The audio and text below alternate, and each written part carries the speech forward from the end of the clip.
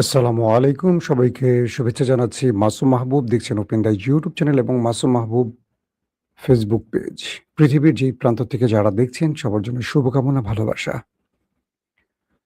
আমার এক দর্শক একটা কমেন্ট করেছেন। আশা করি এই কমেন্টটা তার গার্লফ্রেন্ড দেখবেন।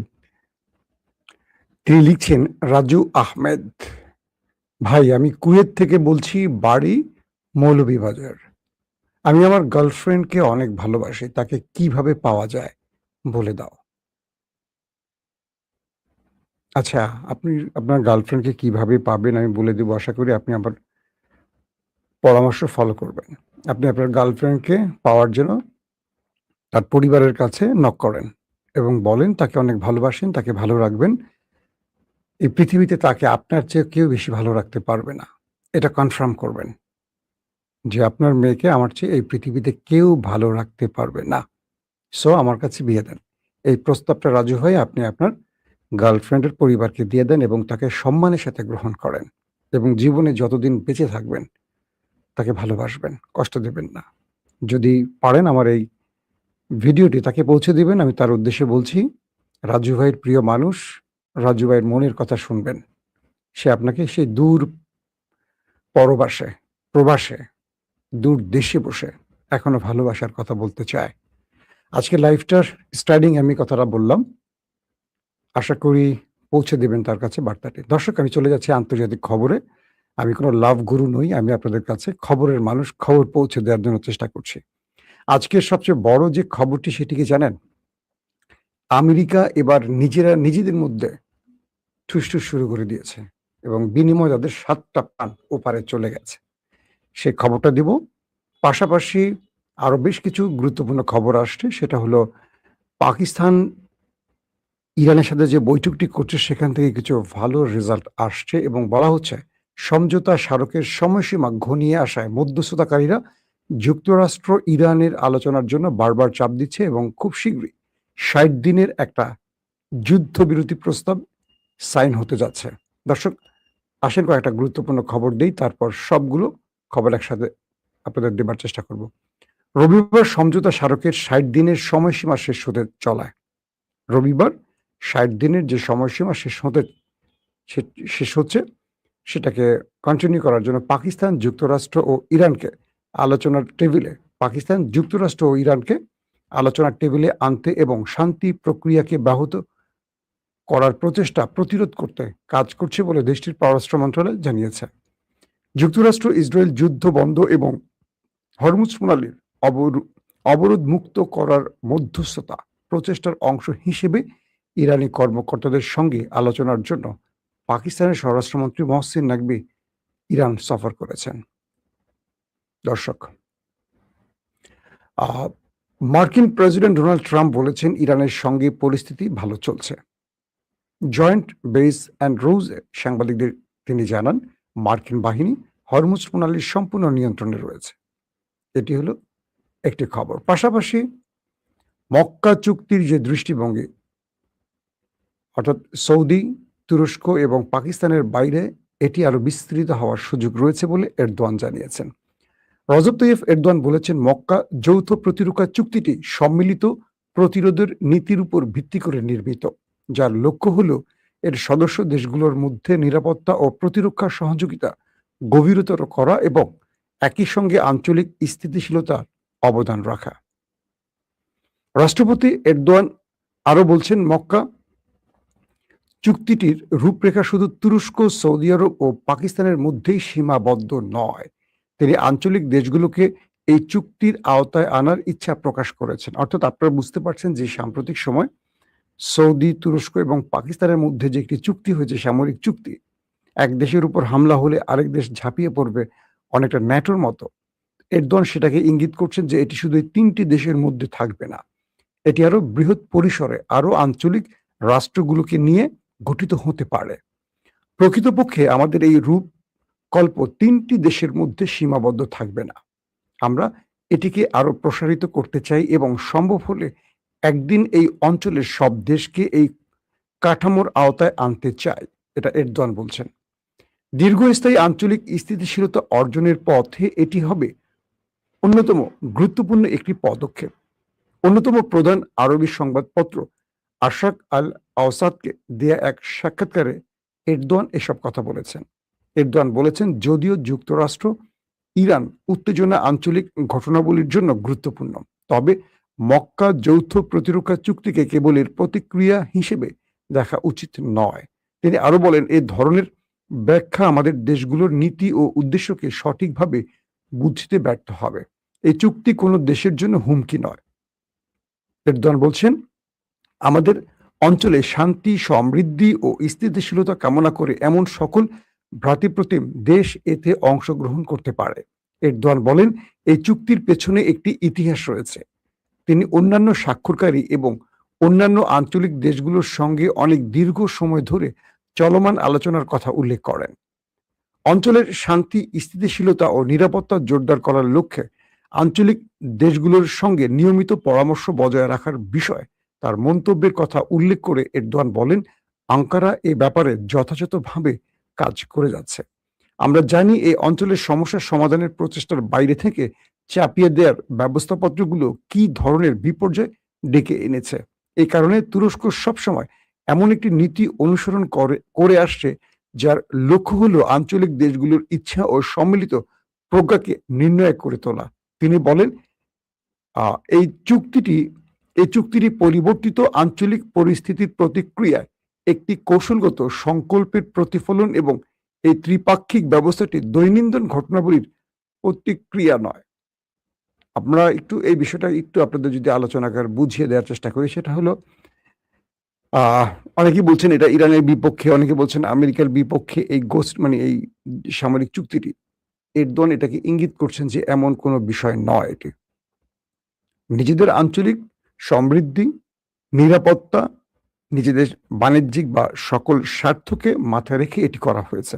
তবে এরদোয়ানের সঙ্গে এটিও বলছেন যে আমাদের প্রতিবেশী দেশ হতে পারে, এখানে ইরানও সম্পৃক্ত হতে পারে, এখানে বাংলাদেশও সম্পৃক্ত হতে পারে, এখানে মালয়েশিয়ার মতো দেশ সম্পৃক্ত হতে পারে। অর্থাৎ বাকি যে মুসলিম দেশগুলো আছে তারা এই শর্তগুলো মেনে বা যেই বিষয়গুলো নিয়ে এই মক্কা চুক্তিটি হয়েছে তার যে ক্রাইটেরিয়া গুলো আছে তারা ধারণ করলে সবার মধ্যে এই ঐক্যটি হতে পারে বলে এরদোয়ান স্পষ্ট করেছেন।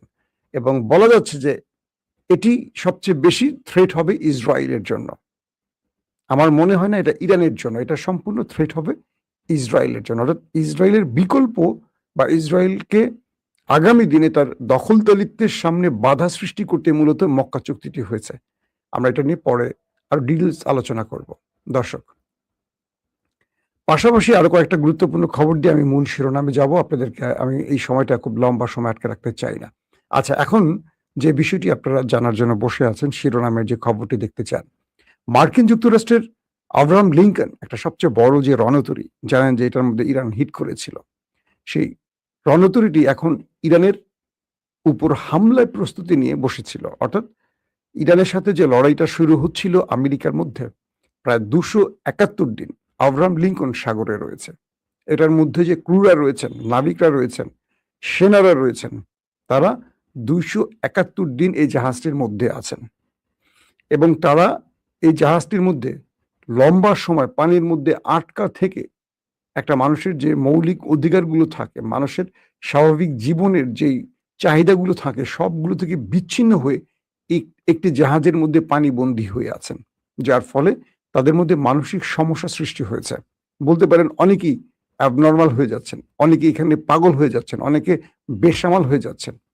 এবং আজকে যেটি হয়েছে, নিজেদের মধ্যে গোলাগুলি করে 7 জনকে মেরে ফেলছে। 7 জন মার্কিন সেনা প্রাণ হারিয়েছে। বুঝতে পারছেন? 7 জন মার্কিন সেনার এই সংবাদটি খুব ছোট নয়, নিছক একটা ছোট্ট গল্প বলা যায় না, এটা অনেক বিশাল কিছু। এবং সামনের দিনগুলোতে আমেরিকা অনেক বড় থ্রেটে পড়ে যাচ্ছে, এটা স্পষ্ট করে আমরা বলতে পারি। অর্থাৎ আব্রাহাম লিঙ্কনের একটা বিষয় দেখবেন, যে সেনারা আছেন 271 দিন, তারা সঠিক সময় ঘুমোতে পারেন না, তাদের বাথরুম ঠিক মতো হয় না, কারণ সেখানে একটা নির্দিষ্ট দ্বীপের মধ্যে যেন আটকে আছেন। লিমিটেড সবকিছু, খাদ্য লিমিটেড, জীবন লিমিটেড, সব লিমিটেড। একটা পুরুষের যে জৈবিক চাহিদা থাকে, শারীরিক চাহিদা থাকে, সেটা মেটাবারও কোনো ব্যবস্থা থাকে না। একেবারে মানে সহজ বাক্যে বুঝিয়ে দেই। তারা তাদের বন্ধুদের দেখতে পায় না, পরিবারকে দেখতে পায় না, সন্তানদের দেখতে পায় না, পিতামাতাকে দেখতে পায় না। জাস্ট একটা জাহাজের মধ্যে রুটিন ওয়ার্ক লাইফটা কাটে। সকালে উঠে এটা করো, এটা করো, এটা করো, এটা করো, এখানে খাও, এই টাইমে খাও, এখানে ঘুমাও। জাস্ট একটা রুটিনের মধ্যে আটকে থাকে। তারপর দেখা যায় যে ঠিকমতো ঘুমোতে পারে না। এতটা অবসাদ নিয়ে কেউ আসলে ঘুমোতেও পারে না। সকল কিছু মিলে তারা এক প্রকার মানে আমেরিকার প্রশাসনের উপর বা আমেরিকার এই যুদ্ধ ব্যবস্থা বা আমেরিকার এই গোয়ার্তুমির কারণে সৈন্যদের জীবনে যে নাভিশ্বাস উঠে গেছে, এখান থেকে বাঁচার জন্য নিজেরা নিজেদের উপর গুলি চালিয়ে ৭ জনকে মেরে দিয়েছে। এবং বলা হচ্ছে যে এখানে আরো বড় ঘটনা ঘটতে পারে এবং অন্যান্য এয়ারক্রাফটেও এরকম ঘটনা ঘটতে পারে। যেটা এই ঘটনাটা মার্কিন পুরো প্রশাসনের উপর ব্যাপক চাপ সৃষ্টি করেছে। কারণ ট্রাম্প প্রশাসন ইরানের বিরুদ্ধে এই যুদ্ধটা করতে এসে এখন পর্যন্ত কিচ্ছু ঘরে তুলতে পারেনি। ট্রাম্প নিজে বা তার জামাতা বা তার বন্ধুরা কিছু শেয়ার বাজারে কারসাজি করতে পেরেছে। এটা তার ব্যক্তিগত অর্জন, কিন্তু আমেরিকার কোনো অর্জন নেই। এই যুদ্ধে নেমে ইসরায়েল আমেরিকাকে প্রতি পদে পদে ক্ষতিগ্রস্ত করেছে, কিন্তু ইসরায়েল তার স্বার্থ পূরণ করতে গিয়ে আমেরিকাকে ব্যবহার করে হয়তোবা ইসরায়েলে কিছু লাভ তোলার চেষ্টা করছিল, কিন্তু সেটাও পারেনি। কারণ ইরানের দুটো দেশকে কোনোভাবেই তার ঘরে লাভ তোলার সুযোগ করে দেয়নি।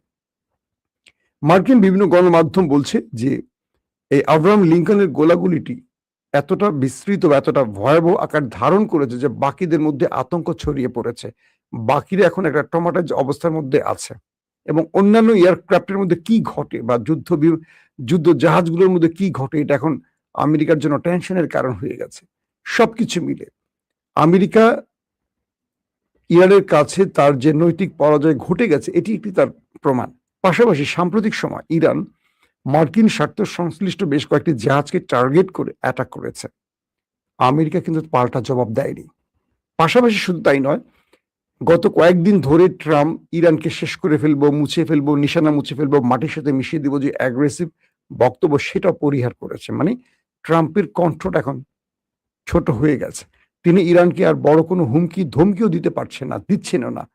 প্রতিদিন আগে যেটা করতেন, কিন্তু ইরান আরো বড় সড়োভাবে আমেরিকাকে বরং ধাক্কা দিয়ে কথা বলছে, হিট করছে। এবং দেখা যাচ্ছে হরমুজে মার্কিন স্বার্থ শ্লিষ্ট জাহাজগুলোকে টার্গেট করে হিট করছে, গতকালকেও হিট করেছে।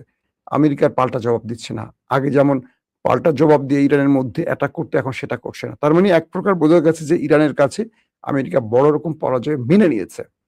এখন আমেরিকার সামনে এই যুদ্ধটা বন্ধ করে তার বাড়ি ফিরে যাওয়া ছাড়া আর কোনো বিকল্প পথ খোলা নেই। এবং যদি এই যুদ্ধটা আরো দীর্ঘ হয়, ইরান তো নিজের অঞ্চলে বসে আছে এবং ইরানের সেনাদের মধ্যে সেই সক্ষমতা বা সেই কি বলে, এটা তো ইরানের সার্বভৌমত্ব রক্ষার লড়াই, কিন্তু আমেরিকার এটা তো সেই লড়াই না। কোনো লড়াইতে যদি একটা মানে আদর্শিক ব্যাপার না থাকে, আমেরিকা এখানে আসছে অন্যের প্রক্সি হয়ে, ইসরায়েলের প্রক্সি হয়ে। এখানে আমেরিকার কোনো স্বার্থ খুঁজে পাওয়া যাচ্ছে না। তো এখানে আমেরিকান সেনাদের মধ্যে সেই কি বলবো লড়াইয়ের মানসিকতাটা প্রবলভাবে নেই। সবকিছু মিলে আমেরিকা এখন একটা বড় রকম মাইনকা চিপে আটকে গেছে। দ্রুত এই যুদ্ধ বন্ধ করে বাড়ি ফেরা ছাড়া আমেরিকার আর কোনো পথ খোলা নেই। যদি এভাবে অব্যাহত থাকে, আগামী দিন আমেরিকা নিজেরা নিজেদের মধ্যে আরো বড় রকম কোনো সংঘর্ষ দেখবে, বড় অঘটন দেখবে এবং হতে পারে আমেরিকার ইতিহাসে নতুন কোনো ঘটনা আমেরিকা নিজেরাই নিজেদের মধ্যে ঘটিয়ে দেবে।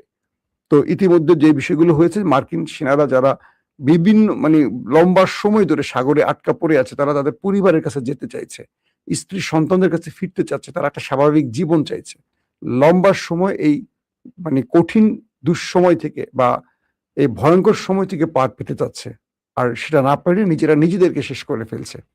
এখন ট্রাম্প প্রশাসন তারা ইরানের সাথে যদি যে আলোচনাটা চলছে, এই আলোচনাটা ইরানের চারটি শর্ত আছে, চারটি শর্ত মেনে যদি তারা হরমুজ ওপেন করতে পারে, এক প্রকার আমেরিকা রক্ষা হবে। কিন্তু আমেরিকায় চারটি শর্ত মেনে নিলেও পৃথিবী আমেরিকাকে ইরানের কাছে পরাজিত হিসেবে চিহ্নিত করবে, কারণ শেষ পর্যন্ত ইরান পুরোটাই তার কবজায় রেখেছে এবং আমেরিকাকে তার শর্ত মানতে বাধ্য করেছে। এটাই হবে বিশ্ব গণমাধ্যমের মূল হেডলাইন। আল্লাহ হাফেজ।